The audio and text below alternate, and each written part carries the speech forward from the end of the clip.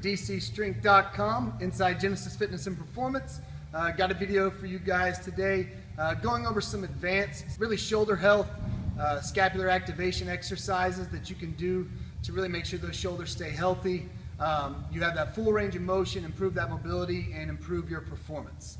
A lot of these are done, we have some traditional ones. You've seen band pull-aparts, which I have a video on, stuff like that, scap push-ups. This is more of an advanced type that forces a lot of rotation, pure stabilization within the shoulder blade. And before we get into the actual movements, there's a couple of keys that you want to make sure you're doing when you're performing any of these movements to make sure that you're getting the best results possible. First key is anytime you're doing any type of scapular mobilization or activation exercise, you want to make sure that you pin that rib cage down, show the shoulder blades doing all the work, and it stays in the shoulder compared to if I release it, now my upper back and lower back's being able to do all the work. So pin that rib cage down, squeeze those abs. The second one is you want to make sure that the back is doing the work and your elbows stay high, and that's going to allow the shoulder to continue to stay active and not let it drift into other muscle groups. And then finally is you want to make sure you're doing these nice and slow and controlled.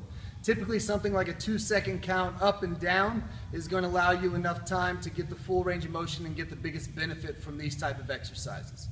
So exercise number one is we took basically 2 mini bands and put them around squat rack, put them around a PVC pipe, and this is going to be kind of the variation of like a Cuban press, except with the force coming from in front of you, it makes it a little more difficult. So you're going to start laterally like this, elbows are going to stay high, parallel to the ground.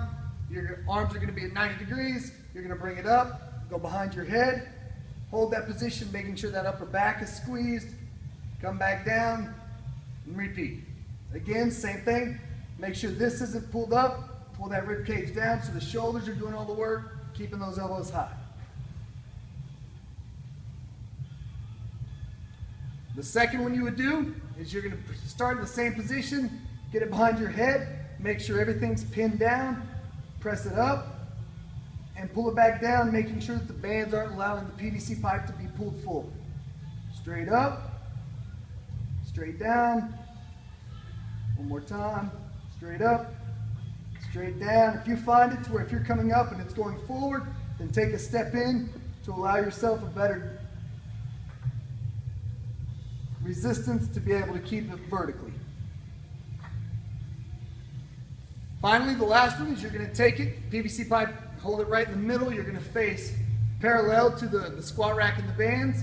Again, the rib cage will be placed down. You're going to start with the PVC pipe down by your shoulder, out so you have enough tension, locking that in place. You're going to take it straight up and straight back down, keeping that plane totally vertical without letting it drift back in.